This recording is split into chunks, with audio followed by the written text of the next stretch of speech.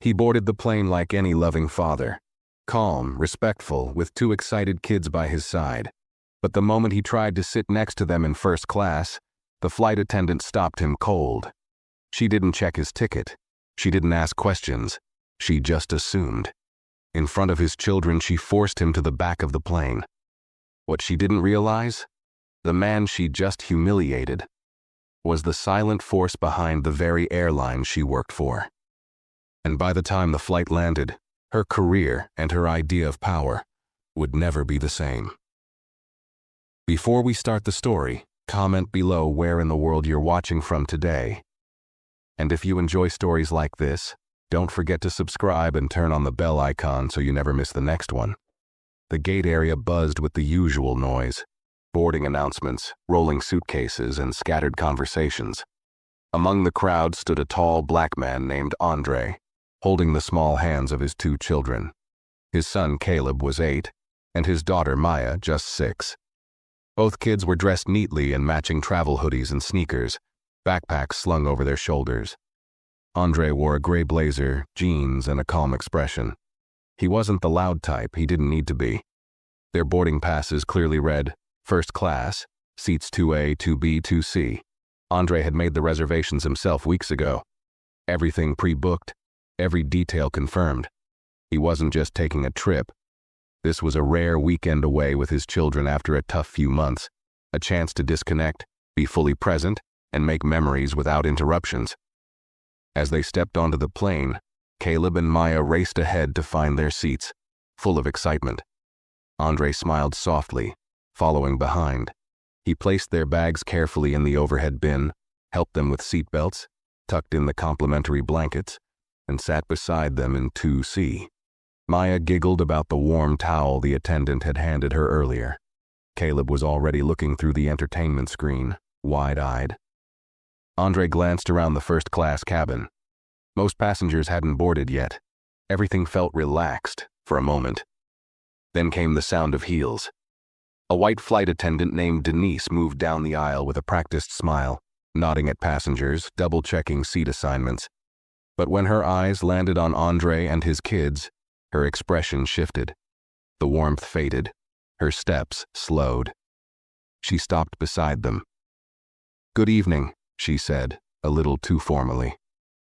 Her eyes moved from Maya to Caleb, then settled on Andre. "Are you sitting with them?" Andre looked up. "Yes, I'm their father." Denise blinked, then quickly checked her manifest. I see tickets for 2A and 2B, but not for 2C. Andre pulled out his boarding pass and handed it to her, calm as ever. 2C, right here." She scanned it, then frowned. "This seat wasn't under your name originally. Were you upgraded at the counter?" Andre shook his head. "Number I booked all 3 seats together 3 weeks ago." Denise didn't respond. She looked down at her tablet, then back at the kids. "I'm going to confirm this with the gate agent. Please stay here until I return." She turned and walked off briskly. Andre exhaled slowly. Maya leaned closer to him and whispered, "Why did she ask if you're sitting with us?" Caleb looked worried now. "Are we in trouble?" Andre gave a gentle smile. "No, bud. Not even close." But he could already feel it. Something was off. Denise hadn't questioned anyone else. She hadn't looked twice at the man in 1D or the couple in 3A and 3B. Just him. Just them. He knew where this was headed. And he knew this wasn't going to be just another flight. Denise returned a few minutes later, her tablet clutched tightly in one hand. Her expression had hardened. The kind of look someone wears when they've already made up their mind, no matter what facts they're holding. "I've confirmed with the gate," she said stiffly. "There appears to have been an error in the system. This seat was reassigned during check-in. We'll need you to relocate to the economy cabin." Andre didn't move. "Excuse me?" Denise's voice stayed calm, but her tone sharpened. "Your children may stay here, but your ticket does not reflect current first-class seating. I'm asking you to move to your assigned economy seat so we can complete boarding." Andre sat back, eyes steady. "I didn't request a reassignment. No one notified me. And this seat was confirmed in my reservation." Denise gestured to another crew member in the galley. "It's a simple request, sir. Let's not make a scene." Maya's eyes widened. Caleb looked up in disbelief. "But why can't he sit with us?" Andre looked down at them, then back at Denise. "My children are minors. They're not flying alone." "You'll still be on the same flight," she replied. "We'll seat you nearby. I'm their legal guardian, and I'm not leaving them alone in a separate cabin." Denise let out a short breath, clearly losing patience. "Sir, I'm not going to argue. Please take your things and move to the back." Andre stood slowly, not raising his voice. He reached for his blazer and removed his ticket from the pocket once again. He held it up between two fingers, calm as ever. "I want you to take another look." But Denise didn't even glance at it. "Sir, please comply, or I'll be forced to escalate this further." The younger flight attendant standing behind her, Ashley, shifted uncomfortably, glancing at the children. Her voice was quiet. "Should we double-check the manifest again?" Denise shot her a sharp look. "It's already been handled." Passengers in rows 1 and 3 had now turned toward the scene. A few pulled out earbuds. Others whispered. Nobody intervened. No one spoke up. Andre turned back to Caleb and Maya. "I'll be right back," he said softly, placing a hand on each of their shoulders. "Don't worry." Then, without another word, he picked up his carry-on and walked toward the back of the plane. Ashley looked down at the children, clearly unsettled. But Denise only turned and marched back toward the galley like it was just another problem checked off her list. She didn't realize it yet. But this problem had just changed everything. Andre settled into the narrow economy seat, far from his children. The cabin felt colder here, noisier, less personal. He sat still for a moment, staring at the back of the seat in front of him, breathing slowly through his nose. Around him, passengers shuffled past with backpacks and snacks, oblivious to what had just happened a few rows ahead. He reached into his pocket and pulled out his phone.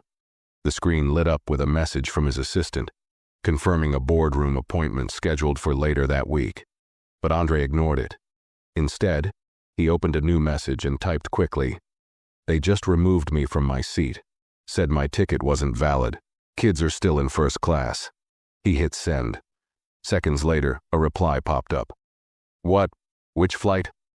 Andre typed the flight number, his jaw set, fingers steady. "Flight 684, headed to LAX. A pause. "Stay put, I'll take care of it." Andre locked the screen and placed the phone face down on the tray table. He wasn't worried, not even close. He had built his life on staying calm in chaos, and right now he had no doubt this situation was going to unravel fast. Meanwhile, back in the first-class cabin, Caleb kept glancing toward the aisle. His face was tense. Maya fidgeted in her seat, her hands still tucked under the blanket their father had given her. Ashley, the younger flight attendant, approached them quietly, crouching to their level. "Are you both okay?" she asked gently. Maya nodded slowly. "Why did that lady make our dad leave?" Ashley hesitated. "She thought there was a mistake, but everything's going to be fine." Caleb looked her in the eyes. "He didn't do anything wrong." Ashley didn't know what to say to that, because he was right. In the galley, Denise leaned against the counter, sipping coffee as if nothing had happened. A junior attendant walked by and asked if she needed anything. She waved him off. "Just handling another seating mix-up. Happens all the time." But it wasn't just another mix-up, not this time. And in the cockpit, the captain had just received a priority message from ground control. His co-pilot raised an eyebrow as the screen blinked twice. "Looks like we're getting a call. It's coming from the corporate operations line." The captain picked up the in-flight phone and waited as the connection clicked in. A calm, authoritative voice came through. "Captain, we've received a call from Mr. Andre Beckett, passenger in seat 2C. Yes, sir. That passenger is the primary shareholder and owner of this airline. He was just moved to economy." "Understood." The captain's face shifted.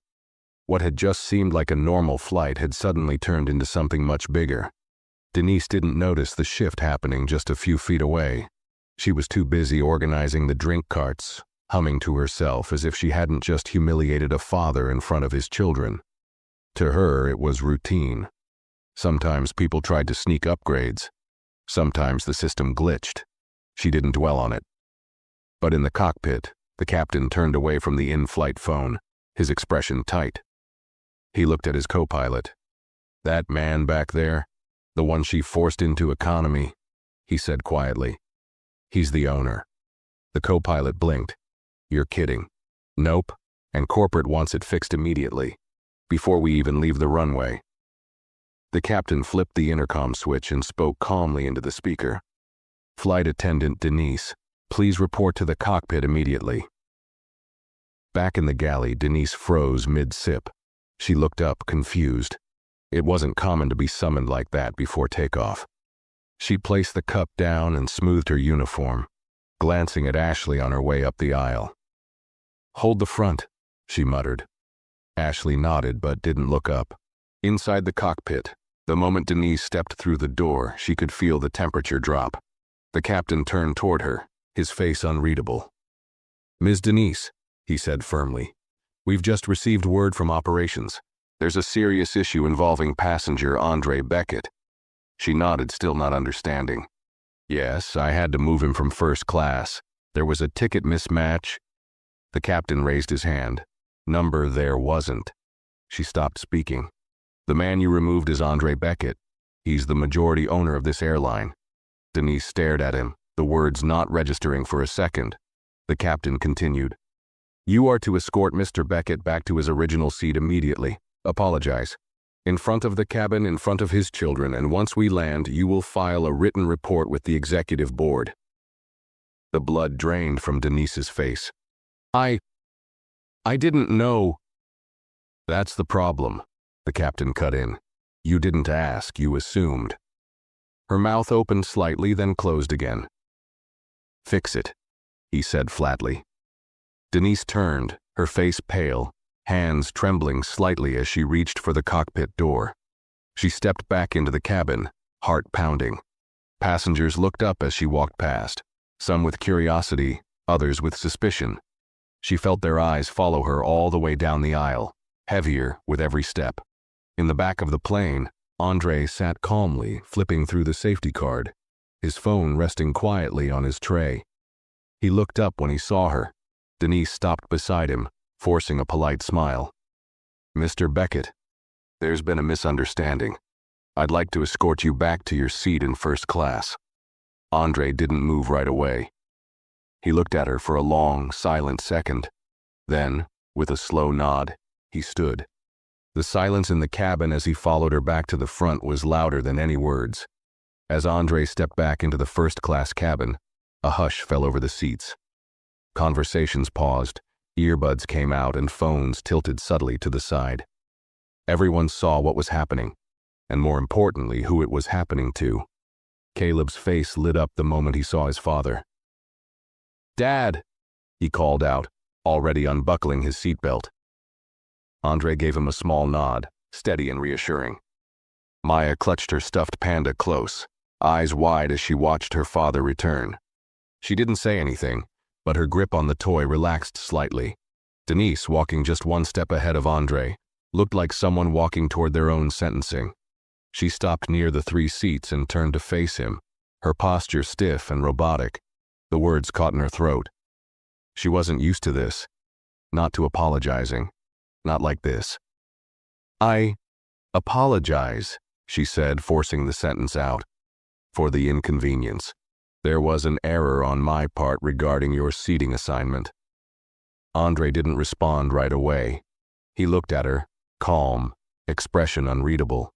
But the silence said everything.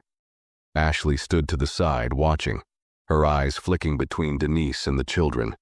She looked like she wanted to speak, but knew this wasn't her moment.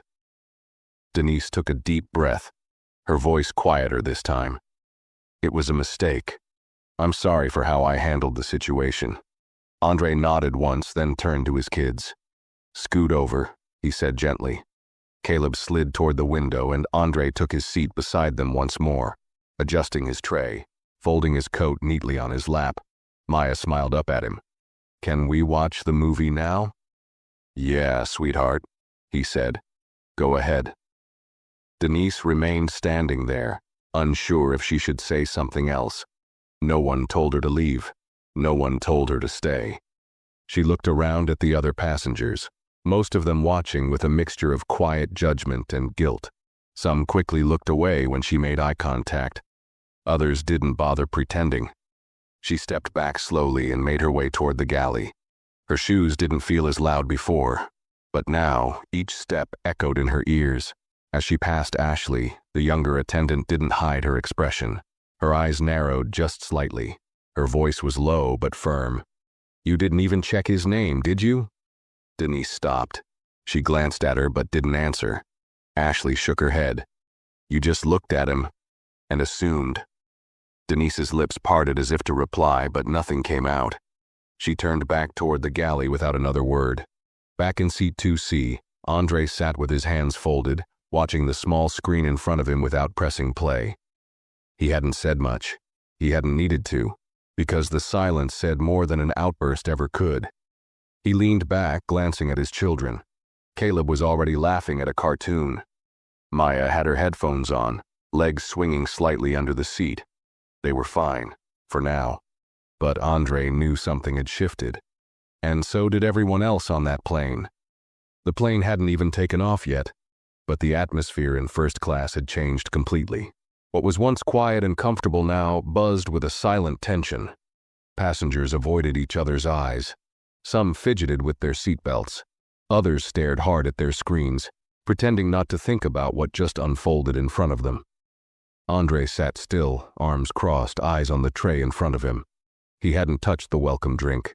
His fingers drummed lightly against the armrest. His mind wasn't on the plane anymore. It was replaying the moment, Denise's voice, her assumptions, her refusal to listen. And the way she spoke in front of his children, like he was some kind of intruder in a place they didn't expect him to belong. The part that bothered him the most wasn't what she said. It was how confidently she said it. Maya was leaning against his shoulder now, relaxed, her stuffed panda wedged between them.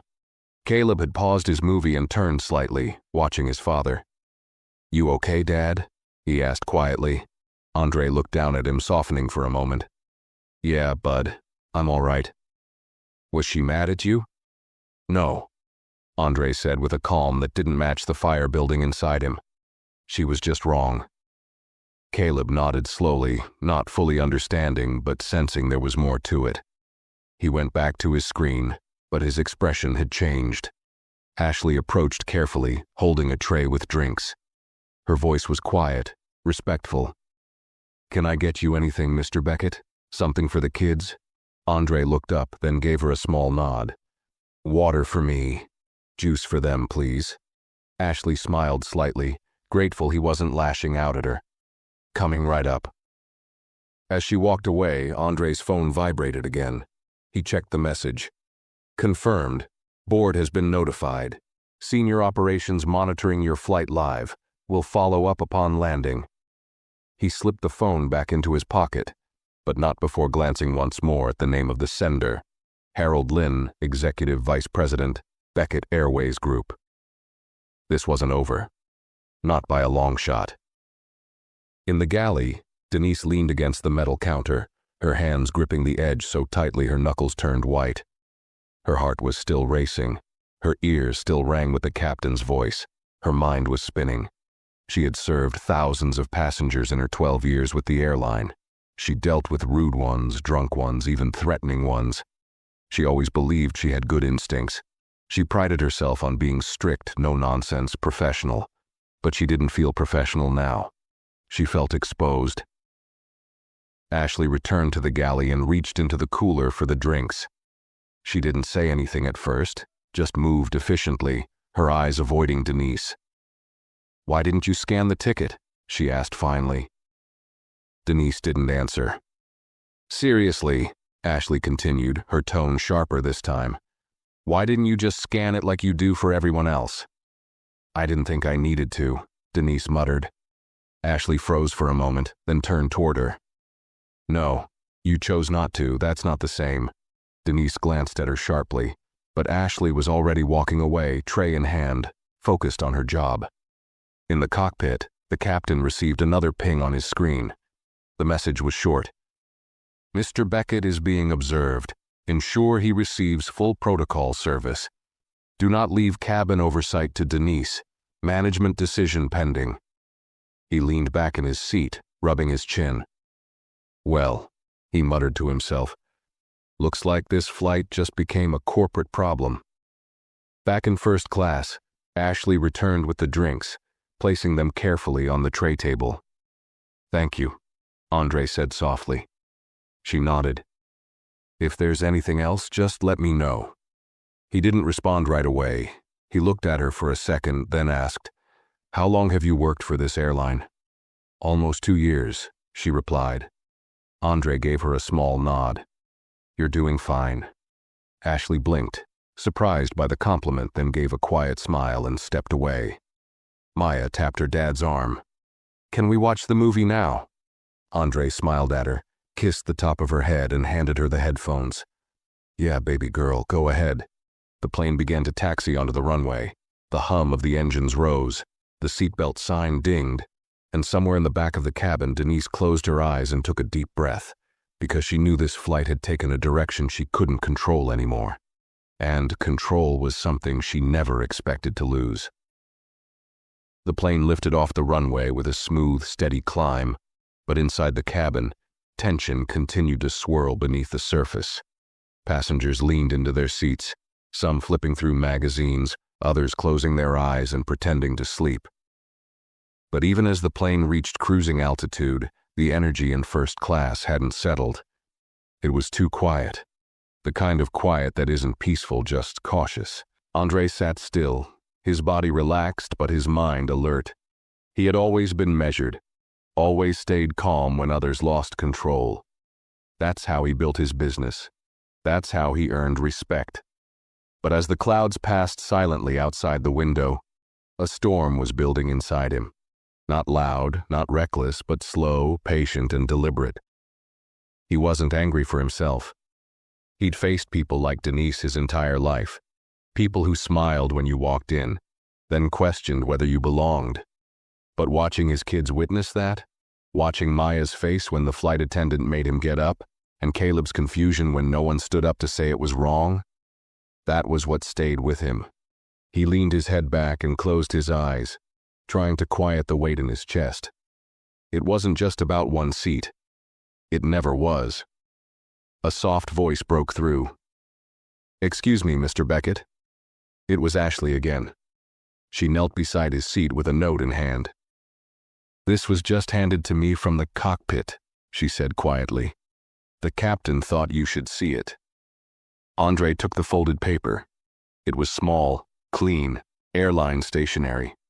Mr. Beckett, corporate operations is monitoring this flight. Upon arrival, our executive team will be waiting at the gate to speak with you directly. We apologize for what occurred and assure you it will be addressed. Captain Sanders. He folded the note slowly and slipped it into his pocket without a word. Ashley stood. Let me know if you need anything. Andre nodded. Thank you. As she walked away, Denise appeared at the far end of the aisle, pretending to check overhead bins. She hadn't looked in Andre's direction once since his return. She stuck to her side of the cabin like it was marked off in invisible tape. Every time a passenger asked for something, she passed it on to Ashley instead. Her voice had dropped. Her steps were slower. Her confidence, the kind she carried like a badge, was nowhere to be seen. In the back of the plane, the crew was whispering. The galley buzzed with quiet talk. A junior attendant named Mark leaned toward another and muttered, You hear about that guy in 2C? The other nodded. The owner. Can you believe she kicked him out? She's done, Mark said simply. Even in the economy cabin, word was spreading. A tech consultant in row 12 had already messaged his friend. You won't believe what just happened on my flight. The airline owner got kicked to the back, then called back up. Whole plane saw it. But Andre wasn't thinking about the fallout. He was watching his children. Maya had curled up in her seat, fast asleep against his side. Caleb was focused on a superhero movie but kept glancing at his dad now and then. Andre smiled at him softly. Caleb whispered, "She's gonna be in big trouble, right?" Andre hesitated, then nodded. "She might." Caleb tilted his head. "Are you gonna fire her?" Andre looked out the window for a moment. "I'm going to make sure she learns from it." "But she was mean," Caleb said, confused. "I know," Andre replied. "But sometimes, people don't even know they're being unfair. That's why we don't just punish. We teach. That's how things really change." Caleb nodded slowly, chewing on the words, trying to understand. Denise stood frozen near row 1, watching them. The way Andre talked to his kids, the quiet authority in his voice, the grace in his presence. She had made a mistake. But what was worse, she was just starting to understand how big that mistake really was. She thought her job gave her control, gave her the right to decide who belonged where. But now she knew she didn't even belong in control of the cabin she thought she ruled, and there were still hours left in the flight, hours for that truth to sink in. The hours in the sky passed slowly, but for some, like Denise, they dragged like a sentence. She spent most of the flight hiding behind busy work, checking tray tables that didn't need checking, wiping already spotless counters, pretending she had tasks that didn't exist. Anything to avoid the front row, anything to avoid eye contact with the man whose dignity she had tried to strip away in front of his own children. Every time she heard laughter from 2A or 2B, it cut deeper. Not because they mocked her, they didn't. That would have been easier. No, it was their peace that made it worse. Andre hadn't raised his voice, hadn't demanded anything, hadn't even spoken to her since she escorted him back. And yet, the silence was louder than any confrontation could have been. Meanwhile, Ashley continued her duties in first class with quiet efficiency. She brought snacks, topped off drinks, and checked on Andre's row more than anyone else. Not because he asked, he didn't, but because she felt it was the right thing to do. She had seen what happened, and unlike Denise, she couldn't unsee it. During one of her passes, Ashley paused at Andre's seat. Caleb had his headphones on again, and Maya was still sleeping, curled up in a blanket. Ashley leaned in slightly and spoke just loud enough for Andre to hear. "I know it's not my place, sir, but I just wanted to say I'm really sorry for what happened earlier." Andre looked up at her, surprised for a moment. Then he nodded. "You didn't do anything wrong." Ashley's eyes softened. "But I didn't say anything either, and I should have." He studied her for a beat, then gave a slight smile. "Thank you. That means something." As she walked away, Denise watched from the galley, her stomach turning. The shift in dynamic was obvious. The crew had adjusted without a word. Ashley had quietly taken lead of the first-class cabin, and no one had questioned it, not even the captain. Denise had become a ghost on her own shift, present but no longer trusted. She knew that when they landed, there would be questions, reports, reviews. But it was more than that. It was the way no one looked at her the same. The way Ashley didn't even ask for guidance anymore. The way other crew members stopped making eye contact when she entered the galley. And then there was Andre. The way he sat with such composure. The way he kept his children close. He wasn't reacting. He was watching, recording, letting her unravel on her own. Denise had dealt with unruly passengers, entitled CEOs, rude travelers who thought their money gave them power. But this was different. Andre didn't act entitled. He acted certain. He carried himself like someone who didn't need to prove who he was, because who he was spoke for itself. That's what made it unbearable. At the front of the plane, the captain received another update on his in-flight terminal. A message from corporate. "Mr. Beckett's legal counsel has requested incident footage. First-class cabin footage flagged and archived. Confirm crew status upon landing. Ensure Ms. Denise Porter is made available for immediate debrief." The captain read the message, sighed through his nose, and looked over at his co-pilot. She's not walking off this plane like any other day. Nope, the co-pilot muttered. Not after this. Back in seat 2C, Andre finally opened his laptop. He didn't need to work, but it gave him something to do, something to focus on as the minutes ticked by. He glanced down at Maya, still sleeping peacefully with her legs curled up. Then at Caleb, who had now taken off his headphones and was watching the clouds roll by. Caleb looked over. Are we almost there? Almost, Andre said, closing his laptop. Few more minutes. Will they say sorry to you again when we land? Andre's eyes didn't leave the window. We'll see. But he knew they would. Not because he demanded it, but because now they had no choice. In the back of the plane, Denise finally sat down on a jump seat, her eyes fixed on the floor, her fingers fidgeting with the edge of her sleeve. She had once believed experience gave her authority, that her years in uniform allowed her to make calls based on instinct. But this wasn't instinct. It was something uglier, something she didn't want to name, but couldn't deny anymore, because now the entire plane had seen what she did. And when the wheels touched down, it wouldn't be buried. It would be waiting at the gate. The captain's voice broke through the cabin as the plane began its slow descent. Ladies and gentlemen, we've begun our approach. Please fasten your seatbelts and make sure your tray tables are in their upright positions. We'll be landing shortly. The usual rustling began, passengers adjusting themselves, stowing laptops, finishing drinks. But in first class, there was an edge to every movement. The energy was uneasy, like everyone knew something important was coming, but no one dared to acknowledge it. Andre fastened his belt, gently nudging Caleb, who had started to drift off. Maya remained curled against him, undisturbed. He looked out the window again. The city lights had come into view, tiny glittering dots far below. He could see the runway lights blinking ahead. And for the first time since the confrontation, he allowed himself a breath of satisfaction. He hadn't spoken a word to Denise since being brought back. He hadn't written a complaint. He hadn't called anyone during the flight. He didn't need to. His silence had done more than yelling ever could. And now, the rest was already in motion. In the galley, Denise sat frozen. The seatbelt across her lap barely buckled. Her hands were clenched tightly in her lap.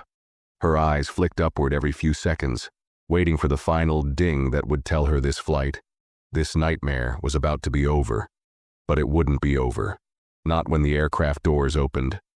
That's when the real consequences would begin. Ashley stood at the front of the first-class cabin, doing the final walkthrough.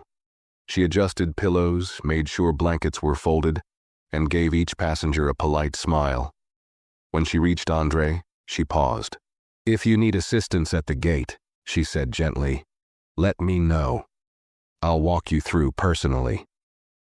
Andre shook his head with a small smile. "I think I've got it covered." Ashley smiled back, understanding the meaning layered beneath the calm response. Then she moved on to the next row.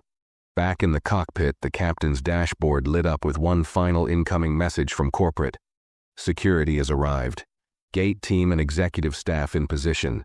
Ms. Denise Porter to be detained for immediate incident review. The captain clicked off the alert, looked toward the aisle, and exhaled. "That's it," he muttered. The wheels touched down with a soft thud. The cabin jolted slightly, and the plane slowed as it taxied toward the gate. Passengers around Andre stirred, reaching for their bags, stretching, whispering. But no one near him said a word. They all knew who he was now. They had seen what happened. And their silence. It wasn't ignorance anymore, it was guilt. The seatbelt light dinged off. The usual scramble began, but not like it usually did. Instead of the rush to stand, there was a strange, hesitant stillness. All eyes subtly turned to Andre. Everyone was waiting to see what would happen next. Andre didn't move. He simply sat there, one hand resting on Caleb's shoulder, the other gently brushing Maya's curls. Calm, in control, as always. At the front of the plane, the door opened, and the difference was immediate. 2 uniformed security officers stepped onto the jet bridge, followed by a sharply dressed man with a silver name badge that read, Director of Flight Operations. His eyes scanned the cabin with precision. He gave a quick nod to the captain, then motioned toward the galley. "Ms. Porter," he called out. Denise stood slowly, her knees stiff, her face pale. "Yes. You'll need to step off with us now." Passengers gasped. Some pretended not to look, but their eyes followed her every step. Others glanced at Andre and then back to the front. No one said a word. Ashley, now standing near the door, stepped aside. Denise tried to keep her posture straight, but her hands were trembling. She didn't speak. She didn't argue. She simply followed them off the plane, each step heavier than the last. As she passed Andre's row, she risked one glance in his direction. But he didn't look back. He was helping Maya sit up, whispering something to Caleb, brushing a wrinkle out of his daughter's sleeve. His focus was exactly where it had been from the start, on his kids.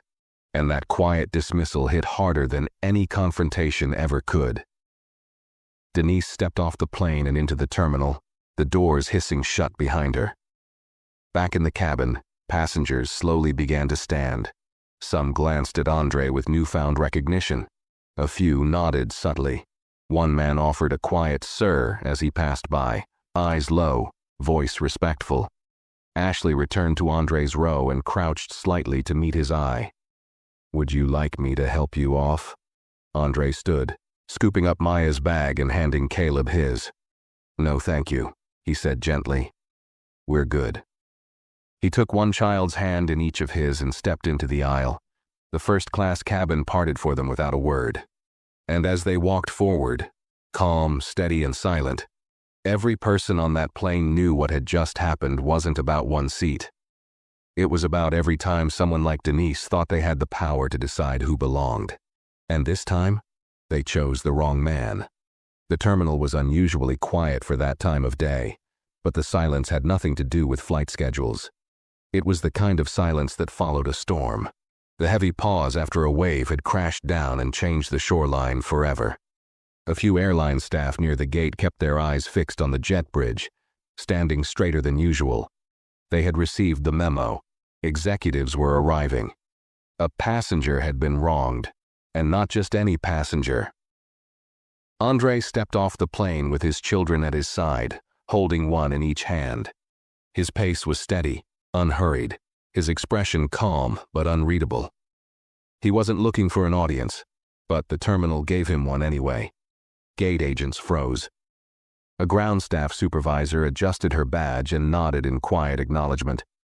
Uniformed security held back a few curious onlookers. The man from operations, the one who had removed Denise, stepped forward to greet Andre. "Mr. Beckett," he said, offering a hand with both respect and caution. "Welcome home. If you'd allow us, we have a private lounge prepared for you and your children while the review begins." Andre looked at Caleb, then at Maya, whose sleepy eyes were now fully awake. "That okay with you two?" Caleb shrugged. "Can I get snacks?" The executive smiled, already turning toward his team. "Absolutely, anything you need." Andre nodded once. "Lead the way."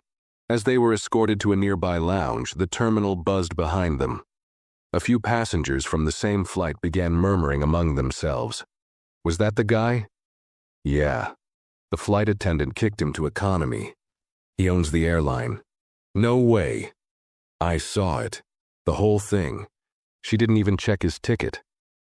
In the private suite, Caleb and Maya were already distracted by the snacks and soft couches. A kind hostess handed them juice boxes and a tablet loaded with games. But Andre remained standing, speaking quietly with the director of operations near the far wall. "We're launching a full internal investigation," the man said. "And the CEO will be reaching out personally within the hour. We take this very seriously." Andre raised an eyebrow. "You think she still doesn't know who I am?" The executive cleared his throat. "She knows now. We've suspended her, pending review. It's unlikely she'll wear that uniform again." Andre nodded slowly. "It's not about the uniform," he said. "It's about what made her think she had the right to decide I didn't belong. That doesn't come from training. That comes from culture." The executive stayed silent. There was nothing he could say to defend it. Andre continued. You want to fix this? Don't just fire one person. Fix the system that gave her the confidence to act that way. We will, the man said quietly. And we'd like your input. Andre turned his head, glancing over at Maya, who was showing Caleb something on her tablet and giggling. He looked back. I'll send you a list. The executive nodded, relieved. Thank you. Just then the lounge doors opened again, and a sharply dressed woman entered. Another high-ranking executive, flanked by a corporate assistant. Mr. Beckett, she said, approaching with an outstretched hand. On behalf of the board, I want to personally apologize for what happened. It was unacceptable. Andre shook her hand, but his face didn't soften. It was predictable, he said plainly. She blinked. Excuse me? I didn't say it was shocking, he replied. Just predictable. People don't expect me to sit in first class with my kids. That's the real issue. The assistant behind her typed quickly, trying to capture every word. But Andre didn't care who heard him now. He'd spent years keeping quiet, letting things slide. Not anymore. The woman regained her composure. We're implementing new bias training protocols across all divisions. Immediate retraining. We're also reviewing all first-class protocols and adding oversight to ticket verification practices. Andre gave her a slow nod. Start with accountability. Then work your way to awareness. She nodded quickly. Understood. The assistant leaned forward. Would you be willing to share your story publicly? Andre didn't hesitate. If it helps someone else get treated better, yes. Maya tugged at his hand. Dad, can we go home now? He smiled down at her and crouched to her level. Almost, baby girl. Just a few more minutes. She nodded, then ran back to the couch where Caleb was now building something with digital blocks on the tablet. Andre stood back up. I don't need more apologies, he said to the executives. I need better standards. Do that, and I won't have to fly with my guard up. The woman nodded again, more slowly this time. We hear you. Andre looked at her one last time. Good, because if you didn't, this wouldn't be a private conversation. Then he turned and walked back to his children, because they were why he was here. Not to be right, not to prove a point, but to make sure that the next time someone saw a black father flying first class with his kids, they wouldn't question it. They'd just see a family, nothing more, nothing less. And this time, the system would remember. Far from the polished glass of the executive lounge, in a back office tucked away behind a restricted corridor, Denise sat alone, shoulders tight, eyes fixed on the corner of the room where the wall met the floor. Her uniform, once a symbol of confidence, felt like it no longer belonged to her. Her badge was gone, turned in, her crew ID deactivated. She had been walked off the gate not with handcuffs, not with shouting, but with silence. And somehow, that silence felt worse. The room was small. A frosted window gave a view of nothing but a hallway. On the table in front of her sat a blank incident report form and a cold cup of coffee. No one had spoken to her in 15 minutes. They had left her alone with her thoughts. And that was exactly what she had started to fear the most. The door finally opened. A man in a charcoal gray suit entered. His face was professional, but not kind. He didn't offer a greeting. He set a folder on the table and sat across from her. Ms. Porter, he began without preamble. Before we proceed, I want you to understand that this is a formal investigation. Your statements here will determine whether disciplinary action will escalate beyond suspension. Denise nodded slightly. Her voice, when it came, was hoarse. I understand. He opened the folder and took out a printed manifest. You removed a passenger from seat 2C, is that correct? She swallowed hard. Yes. He looked up. Did you verify the passenger's name against the manifest before removing him? Denise hesitated. I checked the first 2 tickets, the children. When I saw their guardian, I didn't expect... You didn't expect a black father in first class. He finished for her, his voice flat. Denise didn't respond. He continued. You told the passenger his seat had been reassigned. Our system shows no reassignment.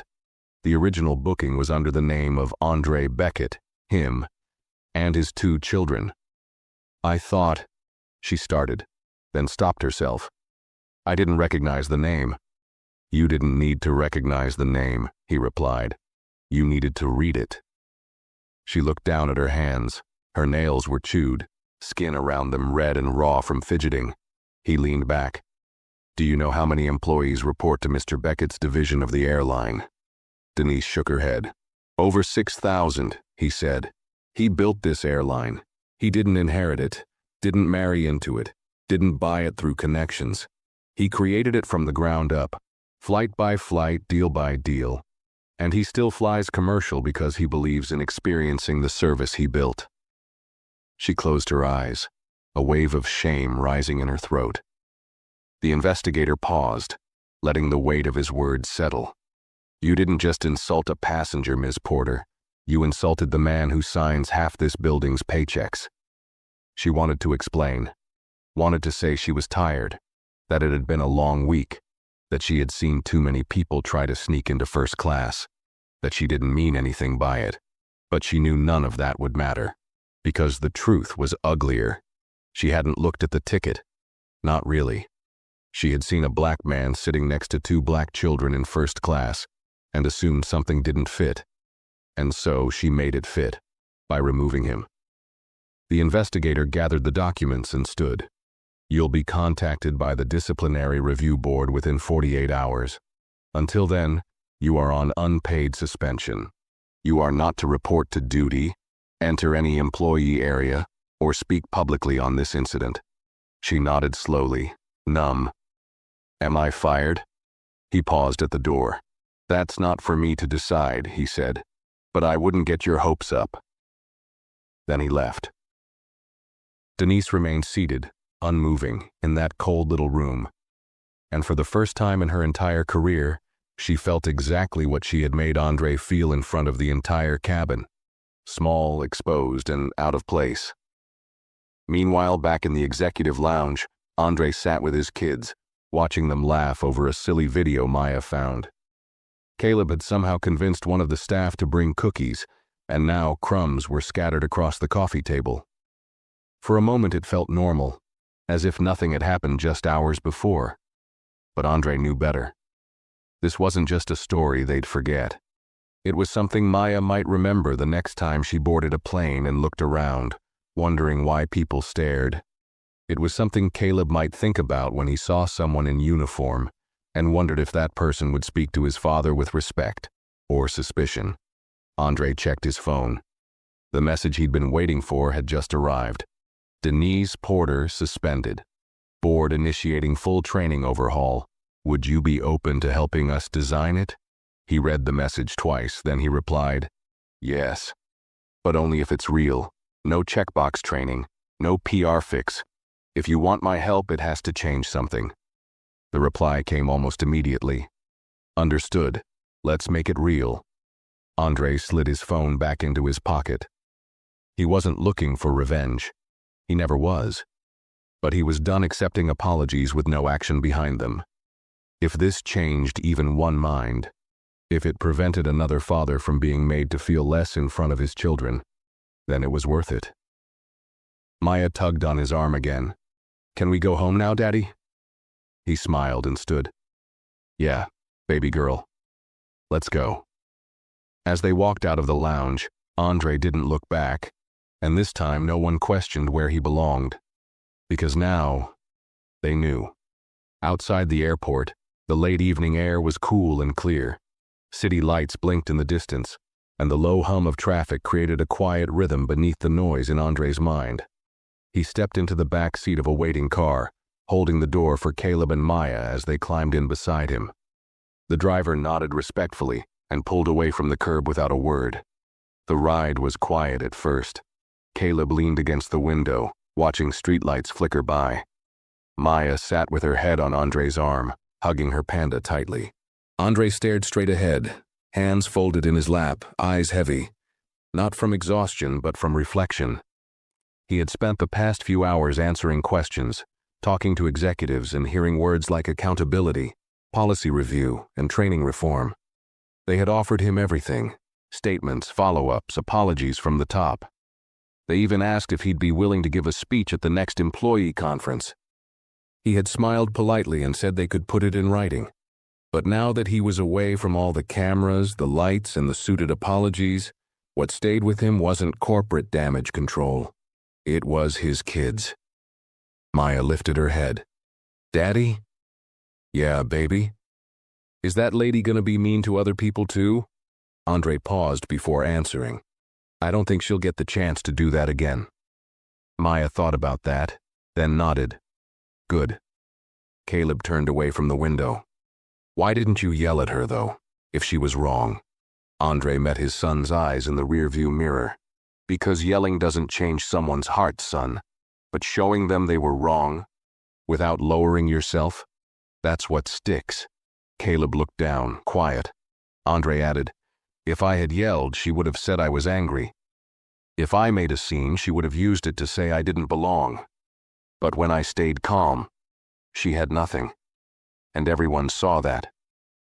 Caleb nodded slowly, absorbing the lesson. They rode in silence for a few more minutes before Maya whispered, "I'm glad you sat with us again." Andre smiled and pulled her close. "Me too." Elsewhere in the city, Denise sat alone in her apartment, staring at a darkened screen. Her phone buzzed once, an unknown number, and she didn't answer. It buzzed again. A notification from a private airline employee forum. Her name was trending. She clicked the thread out of instinct and immediately wished she hadn't. Screenshots of the incident. Passenger quotes. Someone had filmed her confrontation with Andre. The video had already gone viral. "Flight attendant confronts airline owner" was being shared across platforms. The comments stung. She really thought she could tell the CEO where to sit. By the end of the week, the ripple effects of the flight had reached farther than anyone expected. It started with a press release, short, direct, but unmistakably firm. The airline publicly acknowledged the incident involving an executive-level passenger wrongfully removed from his assigned seat and announced a zero-tolerance review of discriminatory behavior. But it wasn't the statement that captured attention. It was what came next.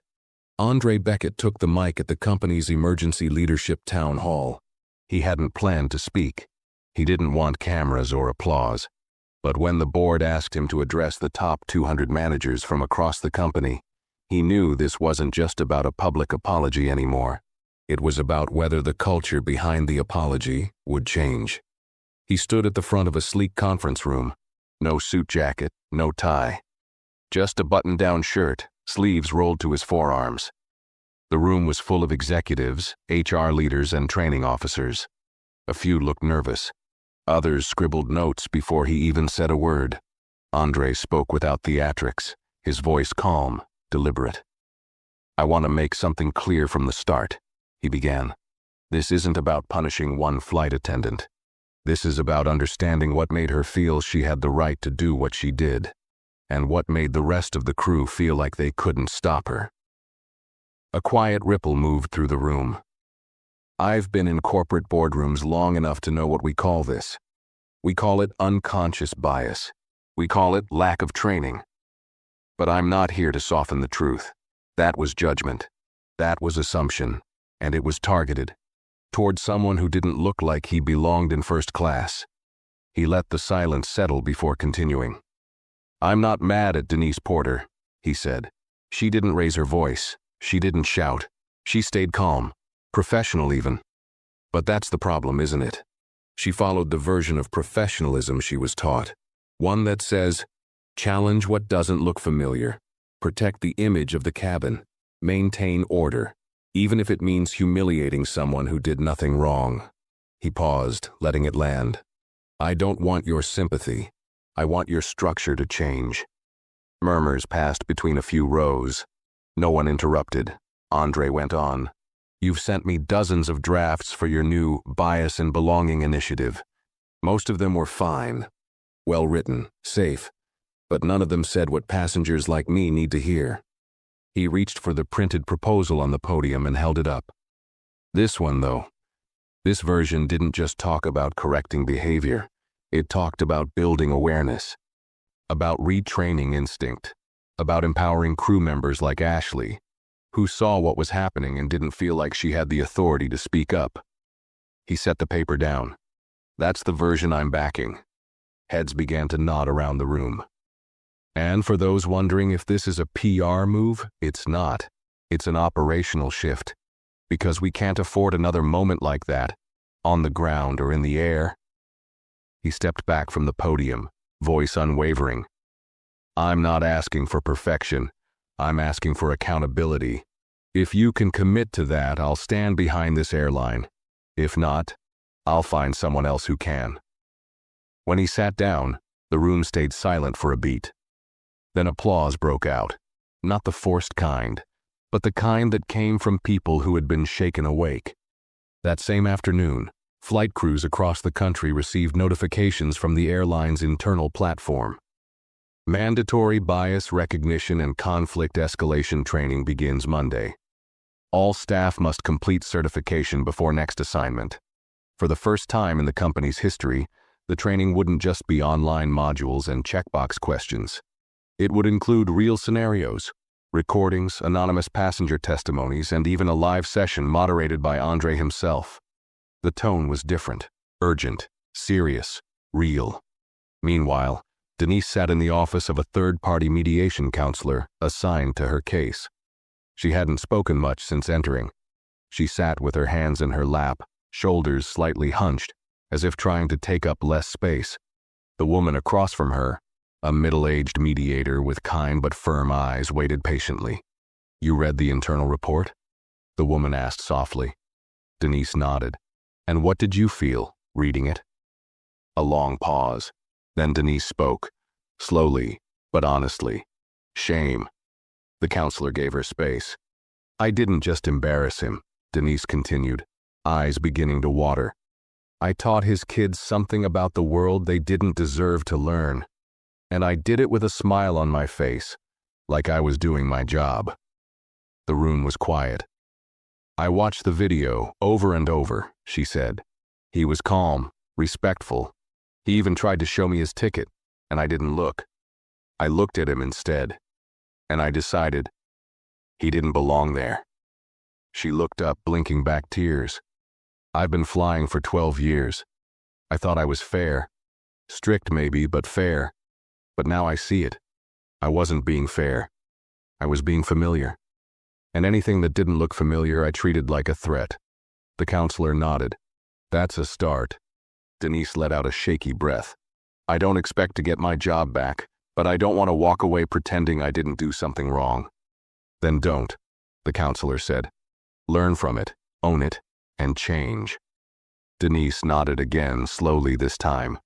I want to apologize to him, she whispered. You already did, the counselor reminded her. No, Denise said. That was a formality. I want to apologize as a person, not as a flight attendant. Back at home, Andre sat at his kitchen counter, watching his kids chase each other across the living room floor. The air was filled with giggles, toys clattering, and the low hum of the evening news playing in the background. His phone buzzed. It was an email. From Denise Porter. Subject, request to apologize. Mr. Beckett, you don't owe me your time, but I wanted to say something that wasn't rehearsed, wasn't for the airline, and wasn't for a report. What I did on that flight wasn't a mistake. It was a choice.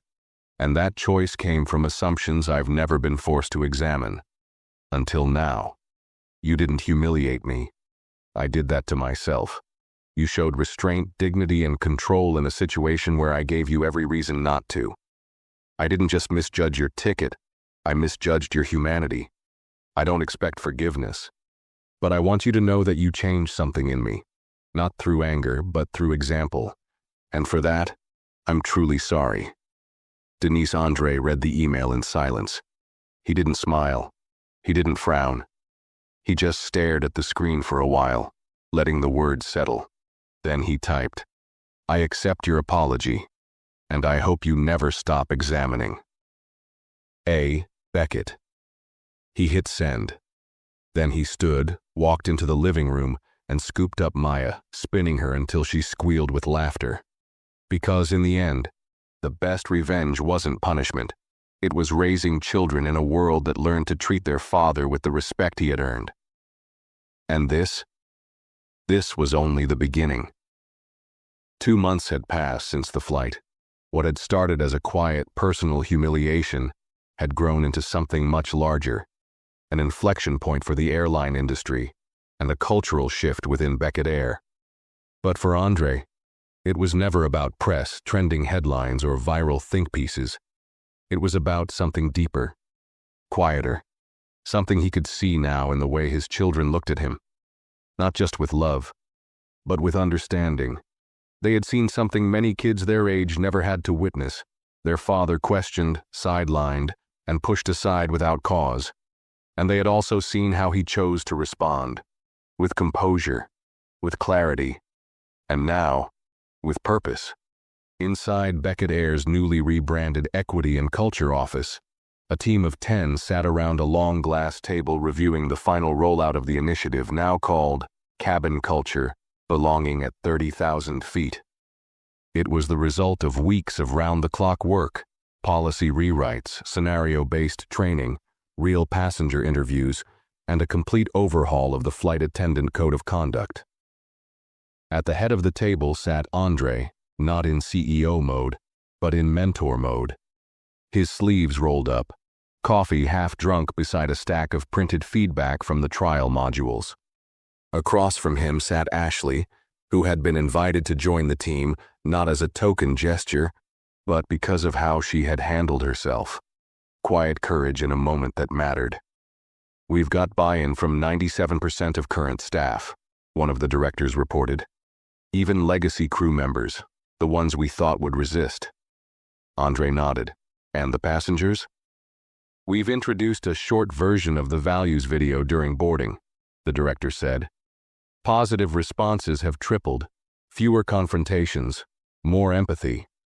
Ashley smiled. "A few attendants even said it helped them rethink how they welcome people, not just how they manage them." Andre turned to her. "That's what matters most." She tilted her head. "Do you ever regret not going public with your name when this first happened?" Andre thought for a moment. The story